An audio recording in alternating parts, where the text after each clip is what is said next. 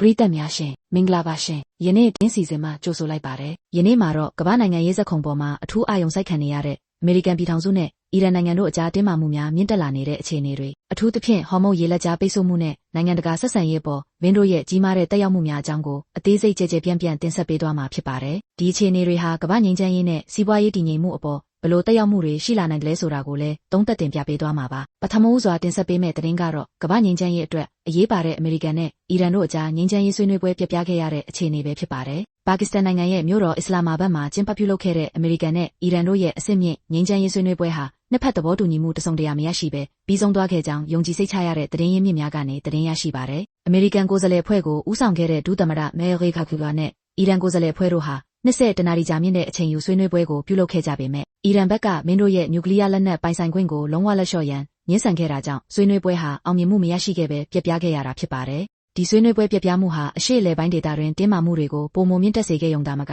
နိုင်ငံတကာအတိုင်းဝိုင်းရဲ့စိုးရိမ်ပူပန်မှုတွေကိုလည်းတိတိတသာဖြစ်ပေါ်စေခဲ့ပါတယ်နိုင်ငံတကာလေ့လာသူများကတော့ဒီဆွေးနွေးပွဲပြက်ပြားမှုဟာဒေသတွင်ပဋိပက္ခတစ်ခုရဲ့နိဒန်းဖြစ်လာနိုင်ကြောင်းသုံးသပ်ပြောကြားလျက်ရှိပါတယ်အထူးသဖြင့်အီရန်ရဲ့နျူကလ িয়ার စီစဉ်ဟာကမ္ဘာလုံခြုံရေးအတွက်ကြီးမားတဲ့စိန်ခေါ်မှုတစ်ရပ်အဖြစ်ဆက်လက်တည်ရှိနေပြီးဒီဆွေးနွေးပွဲပြက်ပြားမှုကတော့အဆိုပါစိန်ခေါ်မှုကိုပိုမိုနှက်ဆိုင်စေခဲ့ပါတယ်ဒီဆွေးနွေးပွဲပြက်ပြားပြီးနောက်ပိုင်းမှာတော့အမေရိကန်သမ္မတဒေါ်နယ်ထရန့်ကကမ္ဘာနိုင်ငံရေးကိုလှုပ်ခတ်စေမဲ့အရေးကြီးတဲ့ကြေညာချက်တစ်ရပ်ကိုထုတ်ပြန်ခဲ့ပါတယ်အဲ့ဒါကတော့ကမ္ဘာရေနံတင်ပို့မှုရဲ့အဓိကအကျဆုံးလမ်းကြောင်းတစ်ခုဖြစ်တဲ့ဟော်မုန်းရေလက်ကြားကိုရေကြောင်းပိတ်ဆို့မှုVolcanic Precise စတင်ပြုလုပ်တော့မယ်ဆိုတဲ့ကြေညာချက်ပဲဖြစ်ပါတယ်။ဒီပိတ်ဆို့မှုဟာအီရန်နိုင်ငံထဲကိုဝင်ထွက်သွားလာမဲ့တင်မောတွေကိုလုံးဝရာစီပိတ်ပင်မှာဖြစ်ပြီးအီရန်ရဲ့ရေနံတင်ပို့မှုနဲ့စီးပွားရေးကိုအဓိကပြစ်မှတ်ထားပြီးဖိအားပေးသွားမဲ့သဘောဖြစ်ပါတယ်။ဟော်မုန်းရေလက်ကြားဟာကမ္ဘာရေနံထောက်ပံ့မှုရဲ့9ပုံ1ပုံခန့်ကိုဖျက်ဆီးစီးဆင်းရာလမ်းကြောင်းဖြစ်တာကြောင့်ဒီလိုရေကြောင်းပိတ်ဆို့မှုဟာဒေတာတွင်စီးပွားရေးနဲ့ကမ္ဘာရေနံဈေးကွက်အပေါ်ကြီးမားတဲ့တက်ရောက်မှုတွေရှိလာနိုင်တယ်လို့စီးပွားရေးပညာရှင်တွေနဲ့နိုင်ငံတကာရေးရာကျွမ်းကျင်သူတွေကသုံးသပ်ကြပါတယ်။ရေနံဈေးနှုန်းတွေမြင့်တက်လာနိုင်ပြီးကမ္ဘာစီးပွားရေးကိုပါထိခိုက်လာနိုင်ကြောင်းတတိပေးမှုတွေလည်းထွက်ပေါ်လျက်ရှိပါတယ်။ဒီပိတ်ဆို့မှုဟာအီရန်ရဲ့စီးပွားရေးကိုအကြီးအကျယ်ထိခိုက်စေမှာဖြစ်ပြီးပြည်သူလူထုရဲ့လူနေမှုဘဝပေါ်မှာလည်းဆိုးကျိုးတွေတက်ရောက်စေနိုင်ပါတယ်။သမ္မတထရန့်ကဖုန်းကတဆင့်ပြုလုပ်ခဲ့တဲ့အင်တာဗျူးတစ်ခုမှာအမေရိကန်ရဲ့စစ်ရေးစွမ်းရည်နဲ့ပတ်သက်ပြီးအခိုင်အမာပြောကြားခဲ့ပါတယ်။အမေရိကန်ရဲ့တိုက်ခိုက်မှုတွေကြောင့်အီရန်ရဲ့ရေတပ်လေတပ်နဲ့ရေဒါစနစ်တွေဟာလုံးဝနီးပါးပျက်စီးသွားပြီဖြစ်ကြောင်းအီရန်ရဲ့စစ်ရေးအင်အားဟာအကြီးအကျယ်ထိခိုက်ပျက်စီးသွားပြီဖြစ်ကြောင်းသူကဆိုပါတယ်။ဒီလိုထိခိုက်ပျက်စီးမှုတွေဟာအီရန်ရဲ့ဒေသတွင်တားစာလွှမ်းမိုးမှုကိုတိတိတသာလျော့ကျစေနိုင်တယ်လို့လည်းသူကထောက်ပြခဲ့ပါတယ်။ဒါအပြင်အီရန်ရဲ့နျူကလ িয়ার စက်ရုံ3ခုကိုလည်းတစ်နှစ်ဘုံကျဲလေယာဉ်တွေနဲ့အောင်မြင်စွာဖျက်ဆီးနိုင်ခဲ့ပြီလို့ထရန့်ကထပ်လောင်းပြောကြားခဲ့ပါတယ်။ဒီလိုစစ်ရေးဆိုင်ရာအောင်မြင်မှုတွေဟာအမေရိကန်ရဲ့စစ်အင်အားကိုပြသလိုက်တာဖြစ်ပြီးအီရန်ပေါ်ဖိအားပေးမှုတွေကိုပိုမိုပြင်းထန်လာစေခဲ့ပါတယ်။ဒီလိုစစ်ရေးလှုပ်ရှားမှုတွေဟာအီရန်ကိုနျူကလ িয়ার စီစဉ်ကနေနောက်ဆုတ်ဖို့ဖိအားပေးတဲ့နည်းလမ်းတစ်ခုအဖြစ်အမေရိကန်ကအသုံးပြုနေတာဖြစ်ကြောင်းနိုင်ငံတကာလေ့လာသူများကသုံးသပ်ကြပါတယ်။အမေရိကန်ရဲ့ဒီလိုပြတ်သားတဲ့ရည်တည်ချက်ဟာအရှေ့အလယ်ပိုင်းဒေသရဲ့နိုင်ငံရေးမြေပုံကိုပြောင်းလဲစေနိုင်တဲ့အလားအလာတွေရှိနေပါတယ်။စွမ်းအင်နဲ့စီးပွားရေးဆိုင်ရာကိစ္စရပ်တွေနဲ့ပတ်သက်ပြီးတော့လည်းသမ္မတထရန့်ကအမေရိကန်ပြည်ထောင်စုဟာလက်ရှိအချိန်မှာဆော်ဒီအာရေဗျနဲ့ရုရှားနှစ်နိုင်ငံပေါင်းထုတ်လုပ်တဲ့ရေနံနဲ့သဘာဝဓာတ်ငွေ့ပမာဏထက်ပိုမိုထုတ်လုပ်နိုင်နေပြီဖြစ်ကြောင်းဒါကြောင့်အမေရိကန်ဟာစွမ်းအင်ဖူလုံမှုအပြည့်အဝရှိနေပြီဖြစ်ကြောင်းအခိုင်အမာပြောဆိုခဲ့ပါတယ်။ဒါဟာအမေရိကန်ရဲ့စွမ်းအင်လွတ်လပ်ခွင့်ကိုပြသလိုက်တာဖြစ်ပြီးကမ္ဘာရေနံဈေးကွက်အပေါ်အမေရိကန်ရဲ့တားစာလွှမ်းမိုးမှုကိုလည်းမြင့်တင်ပေးနိုင်မှာဖြစ်ပါတယ်။ဒီလိုစွမ်းအင်ဖူလုံမှုကြောင့်အမေရိကန်ဟာနိုင်ငံတကာရေးရာမှာပိုမိုလွတ်လပ်စွာဆုံးဖြတ်ချက်တွေချမှတ်နိုင်ပြီးစီးပွားရေးအရာလည်းပိုမိုအားကောင်းလာနိုင်ကြောင်းသုံးသပ်ချက်တွေထွက်ပေါ်လျက်ရှိပါတယ်။ဒါအပြင်သမ္မတထရန့်ကမက္ကဆီကိုပင်လယ်ကွေ့ Alud Texas ကိုအမေရိကပင်လယ်ကွေ့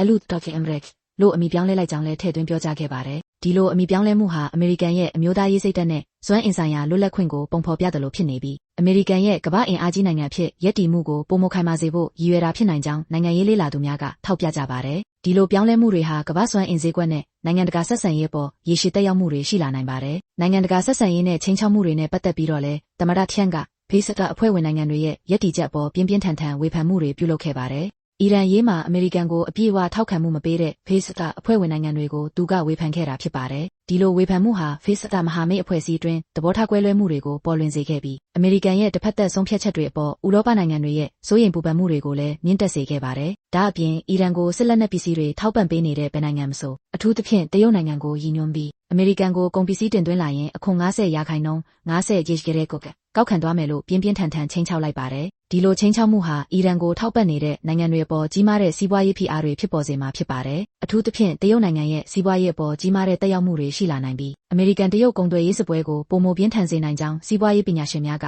သုံးသပ်ကြပါတယ်။လာမယ့်လမှာတရုတ်သမ္မတရှီကျင့်ဖျင်နဲ့ဘေကျင်းမှာတွေ့ဆုံဖို့ရှိနေကြောင်းလဲသမ္မတထျန့်ကထည့်သွင်းပြောကြားခဲ့ပါတယ်။ဒီတွေ့ဆုံမှုဟာအမေရိကန်နဲ့တရုတ်အကြားဆက်ဆံရေးပေါ်ဘယ်လိုသက်ရောက်မှုတွေရှိလာမလဲဆိုတာကိုစောင့်ကြည့်ရမှာဖြစ်ပါတယ်။ဒီတွေ့ဆုံမှုကနေအီရန်ရေးနဲ့ပတ်သက်ပြီးဘယ်လိုသဘောတူညီမှုတွေထွက်ပေါ်လာမလဲဆိုတာကလည်းစိတ်ဝင်စားစရာကောင်းပါတယ်။ကမ္ဘာအင်အားကြီးနိုင်ငံနှစ်ခုရဲ့ဆက်ဆံရေးဟာကမ္ဘာနိုင်ငံရေးနဲ့စီးပွားရေးအပေါ်တိုက်ရိုက်သက်ရောက်မှုရှိနေတာကြောင့်ဒီတွေ့ဆုံမှုရဲ့ရလဒ်ကိုကမ္ဘာကစောင့်ကြည့်နေပါတယ်။ပြည်တွင်းအခြေအနေနဲ့ပတ်သက်ပြီးတော့လည်းသမ္မတထျန့်ကအီရန်နဲ့တင်းမာမှုတွေရှိနေပေမဲ့အမေရိကန်စတော့ရှယ်ယာဈေးကွက်ဟာစံချိန်တင်မြင့်တက်နေဆဲဖြစ်ကြောင်းရေနံဈေးနှုန်းတွေကိုလည်းထိန်းချုပ်ထားနိုင်ကြောင်းပြောကြားခဲ့ပါတယ်။ဒါဟာအမေရိကန်စီးပွားရေးရဲ့ခိုင်မာမှုကိုပြသလိုက်တာဖြစ်ပြီးပြည်သူတွေအနေနဲ့စိုးရိမ်ပူပန်မှုမရှိသင့်ကြောင်းတွေ့ဝိုက်ပြောကြားလိုက်တာလည်းဖြစ်ပါတယ်။စီးပွားရေးတည်ငြိမ်မှုဟာပြည်သူလူထုရဲ့ယုံကြည်မှုကိုမြင့်တင်ပေးနိုင်ပြီးသမ္မတထျန့်ရဲ့မူဝါဒတွေအပေါ်ထောက်ခံမှုကိုလည်းရရှိစေနိုင်ပါတယ်။ဒါအပြင်အီရန်နိုင်ငံသားတွေကိုလည်းလက်ရှိအစိုးရရဲ့အစွန်းရောက်လမ်းစဉ်တွေကနေရုန်းထွက်ဖို့တိုက်တွန်းထားပါတယ်။ဒီလိုတိုက်တွန်းမှုဟာအီရန်ပြည်သူတွေအပေါ်အမေရိကန်ရဲ့စာနာထောက်ထားမှုကိုပြသလိုက်တာဖြစ်ပြီးအီရန်ပြည်သူတွေရဲ့ဒီမိုကရေစီရေးလိုလားချက်တွေကိုထောက်ခံအားပေးတဲ့သဘောလည်းတက်ရောက်ပါတယ်။အမေရိကန်ရဲ့ဒီလိုရည်တည်ချက်ဟာအီရန်ပြည်တွင်းအခြေအနေတွေကိုဘယ်လိုပြောင်းလဲစေမလဲဆိုတာကိုလည်းစောင့်ကြည့်ရမှာဖြစ်ပါတယ်။ခြုံငုံသုံးသပ်ရမယ်ဆိုရင်တော့ဒီဗီဒီယိုဟာအမေရိကန်ရဲ့ပြတ်သားတဲ့စစ်ရေးအင်အားပြသမှုနဲ့အီရန်ပေါ်ဖိအားပေးမှုတွေကိုအဓိကပုံဖော်ထားတာဖြစ်ပါတယ်။အမေရိကန်ဟာစစ်ရေးစီးပွားရေးနဲ့တန်တမာရေးရာဖိအားပေးမှုတွေကတဆင့်အီရန်ကိုနျူကလ িয়ার အစီအစဉ်ရပ်ဆိုင်းဖို့နဲ့ဒေသတွင်းတင်းမာမှုတွေလျှော့ချဖို့အတွက်တိုက်တွန်းနေတာကိုတွေ့ရပါတယ်။ဒီလိုအခြေအနေတွေဟာကမ္ဘာနိုင်ငံရေးနဲ့စီးပွားရေးအပေါ်ဘယ်လိုသက်ရောက်မှုတွေဆက်လက်ဖြစ်ပေါ်လာမလဲဆိုတာကိုတော့စောင့်ကြည့်ရဦးမှာဖြစ်ပါတယ်။အရှေ့အလယ်ပိုင်းဒေသရဲ့အနာဂတ်တည်ငြိမ်ရေးအတွက်ဒီပဋိပက္ခကိုငြိမ်းချမ်းစွာဖြေရှင်းနိုင်ဖို့နိုင်ငံတကာအတိုင်းအဝိုင်းကပူးပေါင်းဆောင်ရွက်ဖို့လိုအပ်ကြောင်းလည်းသုံးသပ်ပြောကြားလိုပါတယ်။ကမ္ဘာအင်အားကြီးနိုင်ငံများရဲ့ပူးပေါင်းဆောင်ရွက်မှုမရှိဘဲဒီလိုဒေသတွင်းပဋိပက္ခတွေကိုထိရောက်စွာဖြေရှင်းနိုင်မှာမဟုတ်ပါဘူး။ယနေ့သတင်းစီစဉ်ကိုဒီမှာပဲရပ်နားပါရစေရှင်။နားဆင်ပေးကြတဲ့ပရိသတ်တဦးတယောက်ချင်းစီတိုင်းကိုကျေးဇူးတင်ရှိပါတယ်။နောက်နေ့သတင်းစီစဉ်မှာကမ္ဘာရေးရာသတင်းချက်လက်အသစ်အဆန်းများနဲ့အတူပြန်လည်ဆုံတွေ့ကြပါဦးမယ်ရှင်။မင်္ဂလာပါရှင်။